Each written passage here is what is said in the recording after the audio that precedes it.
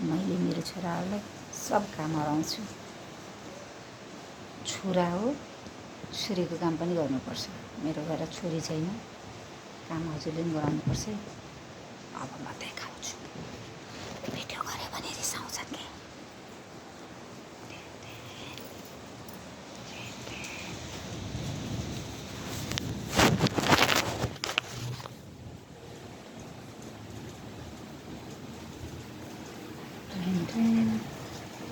कान्छी उठेर आफ्नो बिस्तारा भिलाउँदैछिन्। तर यो सिरानी राखाइ चाहिँ भएन है कान्छी, त्यसलाई पल्टो। अलि इन्टेन्स भएर काम गर्नुपर्छ है, बल्ल त्यो मान्छे सक्सेस हुन्छ। ल सिरानी पल्टाऊ। ल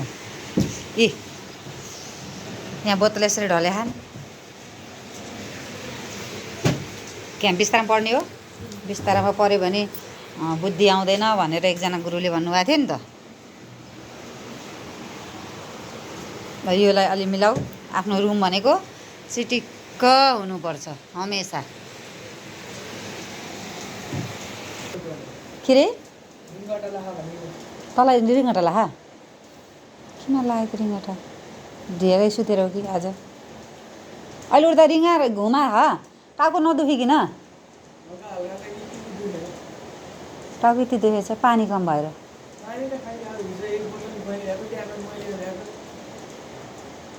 किन लाग्यो त यार रिङ्गटा? कमजोर भएर कि तिमीहरूले यस्तो हो कि फलफुल खान्न हो, खालि अरू चटपट पटपट खान्छौ, त्यही भएर नि हो। गाइज ये पढिरहेको छ कान्छी, भोलि म्याथको इक्जाम। बाहिर झम पानी परेको छ बर्खाले चाहिँ। बर्खामा फुल फुलिरहेछ। लगाइरहेको छु, हेर्नु न यस्तो मजा पानी आछ। जम जम जम जम जम जम जम जम पानी परिरहेछ। चिसो चिसो मौसम, चिसो चिसो मौसम छ। चट्ट खाना खायो, आज अफिस नजाने।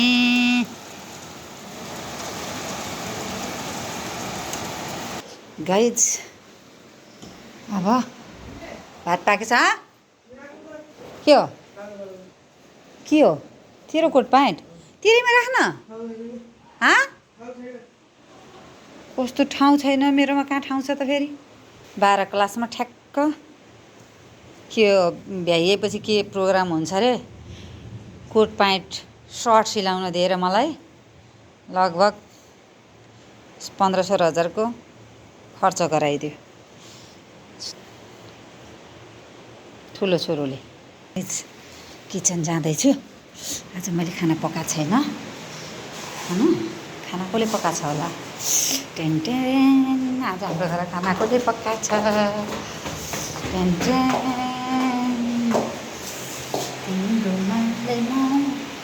खाना कसले पकाएको छ? मैले होइन। झन् त दिउँसो अँधेरो भइरहेछ। माइतको दाइ पनि आएको छ। कति जाडो हो। भात खाम पाकेन र?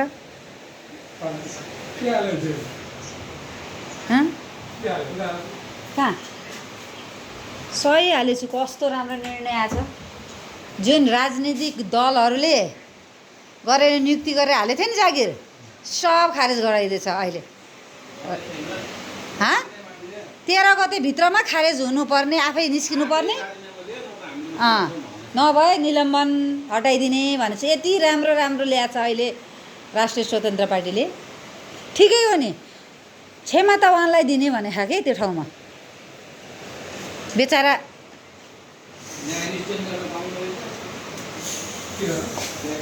खाना पकाउँदै हुनुहुन्थ्यो।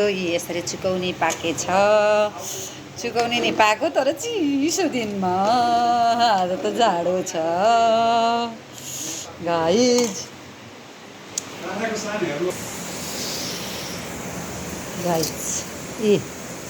यो चना र मुङको दालको टुसा बनाएको मैले। उम्रेर रेडी भयो। अब यसलाई साँधेर खाने हो यसरी।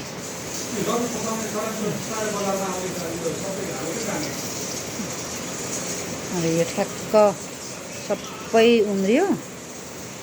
अब यसलाई चाहिँ साझा प्याज काट्ने, हरियो खुर्सानी काट्ने, अनि कागती निचर्ने, अनि साँधेर खाने।